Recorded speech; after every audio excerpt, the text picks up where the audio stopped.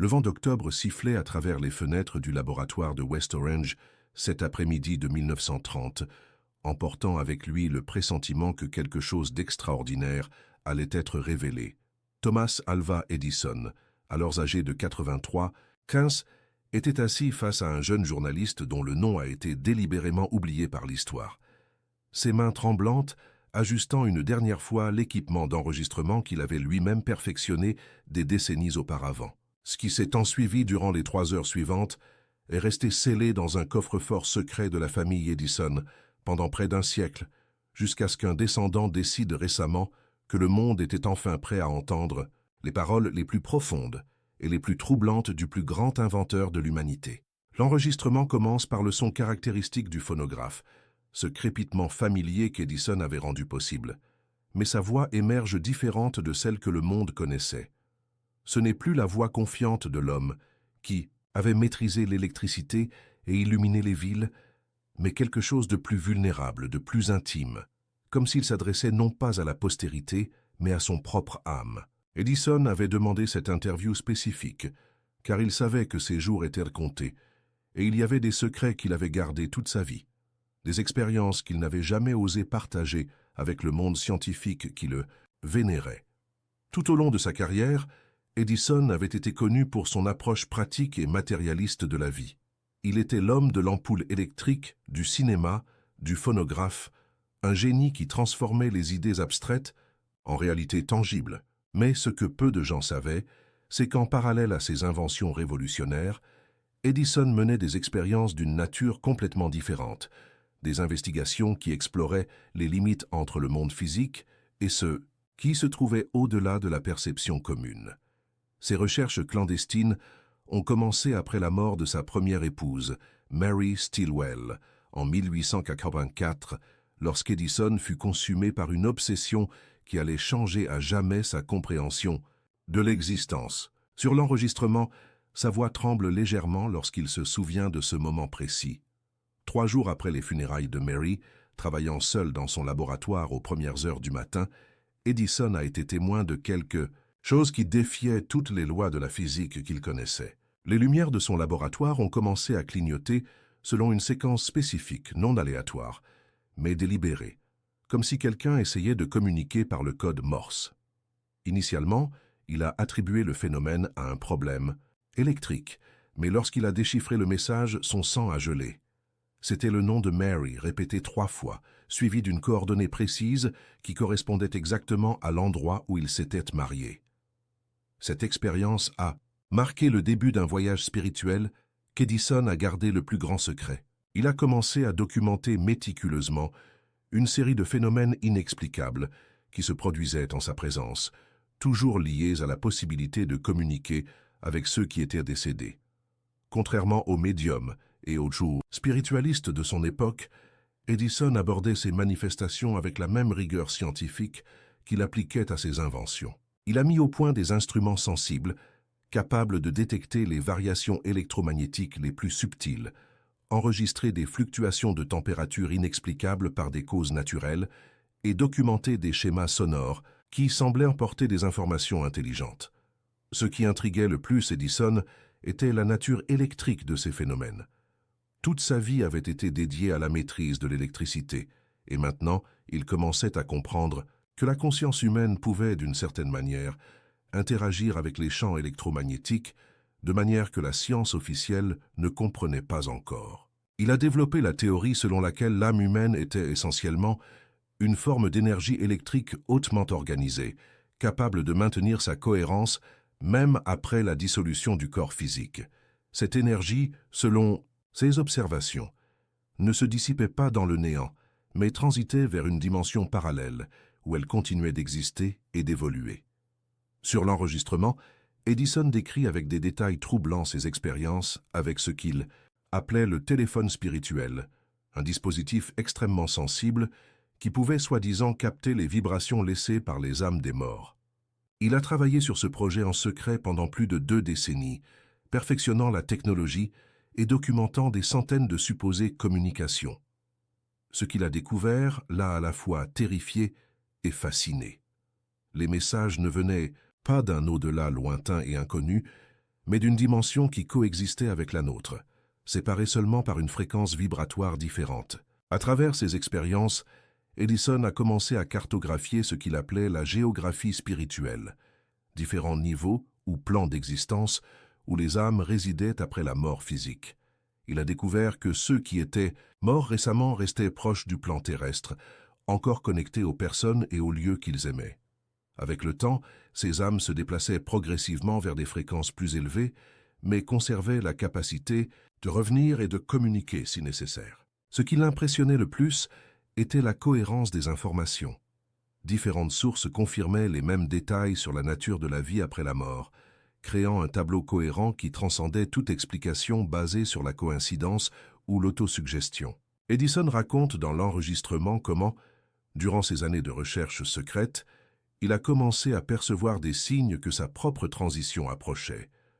Ce n'étaient pas des pressentiments vagues, mais des communications spécifiques de Mary et d'autres membres de sa famille décédés qui le préparaient progressivement à son départ. Ils lui ont montré que la mort n'était pas une fin, mais une transformation, un changement de fréquence qui permettrait à sa conscience de continuer à exister sous une forme plus raffinée et plus puissante. Cette révélation a complètement changé sa perspective sur la mortalité et a donné un nouveau sens à toutes ses inventions terrestres.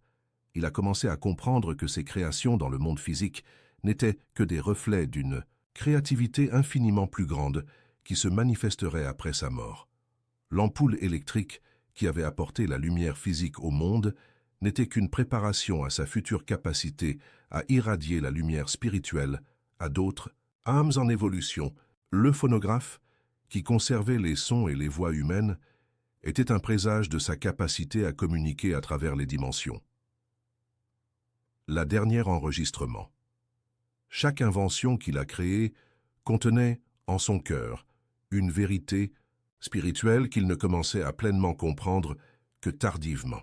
L'enregistrement révèle comment Edison a commencé à percevoir des schémas et des synchronicités dans sa vie qui lui étaient auparavant passés inaperçus.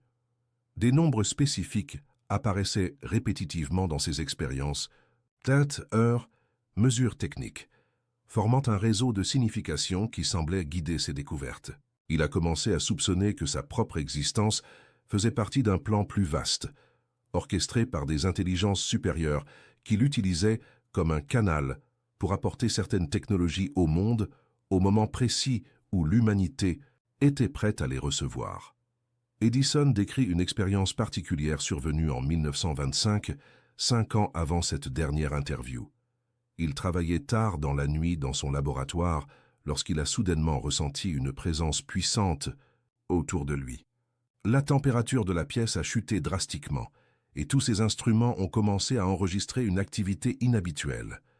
Puis, une voix qu'il a immédiatement reconnue comme celle de son père, Samuel Edison, décédé des décennies auparavant, a commencé à parler à travers l'équipement d'enregistrement. Le message était cristallin. Edison avait été choisi avant même sa naissance pour être un pont entre le monde spirituel et le physique, un traducteur d'énergie, cosmique en technologie, qui élèverait la conscience humaine.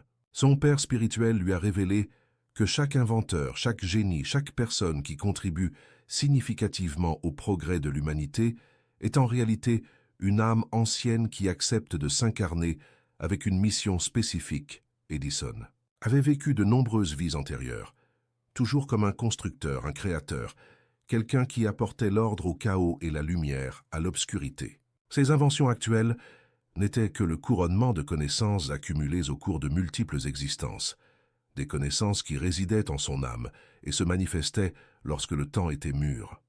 Cette révélation a complètement transformé la compréhension qu'Edison avait de sa propre identité.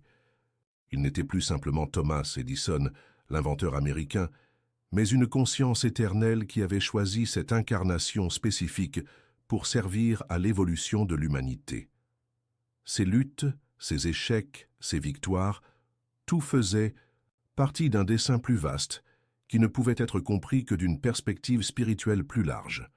Dans l'enregistrement, Edison partage comment il a commencé à recevoir des visites d'autres inventeurs et génies qui étaient déjà décédés. Leonardo da Vinci, qui lui a montré que l'art et la science étaient des aspects d'une même vérité divine. Nikola Tesla, son ancien rival, qui lui a révélé les secrets de la transmission d'énergie à travers des dimensions parallèles. Benjamin Franklin, qui lui a enseigné les connexions entre l'électricité terrestre et spirituelle. Chacun de ces maîtres contribuait à une pièce du puzzle cosmique qu'Edison commençait à assembler. Il a réalisé que la compétition et les conflits qu'il avait vécus au cours de sa vie terrestre étaient des illusions créées par la perspective limitée de l'existence physique. Dans le plan spirituel, tous les inventeurs et les créateurs travaillaient en collaboration, chacun contribuant avec sa part d'unique au progrès de la conscience universelle. La rivalité entre lui et Tesla, qui avait dominé les journaux de son époque, s'est révélée être une représentation dramatique nécessaire pour attirer l'attention du monde sur certaines découvertes scientifiques cruciales. Edison décrit comment, dans les mois qui ont précédé cette interview, les communications spirituelles se sont intensifiées de manière spectaculaire. Mary ne le visitait pas seulement régulièrement, mais elle amenait avec elle d'autres membres de sa famille et des amis décédés, créant une véritable famille spirituelle qui l'attendait de l'autre côté. Ils lui ont montré des visions de ce qu'il pouvait attendre après sa transition. Non pas un ciel abstrait et lointain, mais des dimensions de créativité infinie où son inventivité pourrait s'exprimer sans les limitations de la matière physique. Dans ces visions, Edison s'est vu créer des technologies de lumière pure, des dispositifs de communication instantanée entre les âmes, des instruments capables d'harmoniser les fréquences vibratoires de planètes entières. Il a compris que sa véritable œuvre d'inventeur ne faisait que commencer, et que ses contributions terrestres n'étaient que le premier chapitre d'une histoire beaucoup plus grandiose. L'enregistrement capture un moment particulièrement émouvant lorsque Edison décrit sa dernière communication directe avec Mary, survenue seulement une semaine avant l'interview. Elle lui était apparue non pas comme un souvenir ou un fantôme, mais comme une présence vivante et rayonnante, plus réelle que toute expérience physique qu'il avait eue. Mary lui a révélé que l'amour véritable est la force la plus puissante de l'univers, capable de transcender toutes les barrières dimensionnelles et de maintenir les âmes connectées à travers les éternités. Elle lui a montré que sa prochaine transition serait douce et naturelle, comme s'endormir dans un monde et se réveiller dans un autre. Il n'y aurait ni douleur ni peur, seulement une expansion graduelle de la conscience qui lui permettrait de percevoir des réalités qui ont toujours été présentes, mais au-delà de la perception physique. Edison a compris que la mort était en fait une naissance pour une forme d'existence plus pleine et plus puissante. Edison avoue dans l'enregistrement qu'il a passé les dernières années de sa vie à se préparer consciemment à cette transition. Il a développé des techniques de méditation et de concentration qui lui permettaient d'étendre sa conscience au-delà des limites du corps physique, expérimentant des états d'être qui anticipaient son existence spirituelle future. Ces pratiques lui ont donné une sérénité et une compréhension qui ont complètement transformé sa perspective sur la mortalité. Il a commencé à réaliser que chaque personne porte en elle la capacité de communiquer avec les dimensions spirituelles, mais que la plupart restent inconscientes de cette capacité en raison des distractions et des limitations de la vie matérielle. La technologie qu'il avait développée tout au long de sa carrière était en grande partie une tentative de créer des ponts externes pour des capacités qui existaient déjà intérieurement en chaque être humain. L'enregistrement révèle comment Edison a fini par comprendre que ses inventions les plus importantes n'étaient pas des dispositifs physiques, mais les changements de conscience qu'elles ont provoqués dans l'humanité. La lampe électrique n'a pas seulement apporté l'éclairage physique, mais a symbolisé le réveil de la conscience humaine à des possibilités auparavant inimaginables. Le phonographe n'a pas seulement préservé les voix humaines, mais a démontré que la conscience pouvait transcender les limites temporelles. Chaque invention portait, codée en son essence, une leçon spirituelle qui élevait la compréhension humaine de sa propre nature divine. Il décrit comment, dans les semaines précédant l'entretien, il a commencé à expérimenter ce qu'il appelait des superpositions dimensionnelles, des moments où sa conscience existait simultanément dans le monde physique et dans les dimensions spirituelles. Durant ces épisodes, il pouvait percevoir la présence d'êtres de lumière qui l'entouraient constamment, guidant ses actions et inspirant ses idées. Il a compris qu'il n'avait jamais vraiment travaillé seul. Chaque découverte, chaque invention était le résultat d'une collaboration avec des intelligences supérieures qui opéraient à travers lui. Ces expériences lui ont donné une compréhension profonde de la nature de l'inspiration et de la créativité. Il a réalisé que les idées n'étaient pas créées par l'esprit humain, mais canalisées à travers lui depuis des dimensions où toute connaissance existait déjà sous forme potentielle. Le rôle de l'inventeur, de l'artiste, du génie était de servir de canal conscient par lequel ces vérités éternelles pouvaient se manifester dans le monde physique. Il partage dans l'enregistrement une révélation qu'il considère comme la plus importante de toute sa vie. La découverte que la conscience individuelle est en réalité une facette d'une conscience universelle infinie. Chaque personne, chaque âme, chaque forme de vie est une expression unique de cette conscience suprême, s'expérimentant elle-même à travers d'innombrables perspectives simultanées. La mort physique est simplement le retrait de la conscience, d'une perspective spécifique permettant sa réintégration avec des aspects plus vastes de sa nature éternelle. Cette compréhension a complètement transformé sa perception du but de la vie humaine. Il ne s'agissait pas d'accumuler des succès ou des conquêtes matérielles, mais d'élargir la conscience, de développer la capacité d'aimer et de contribuer à l'évolution collective de l'humanité. Chaque vie était une occasion précieuse de croissance spirituelle, une chance d'affiner l'âme à travers l'expérience et le service aux autres.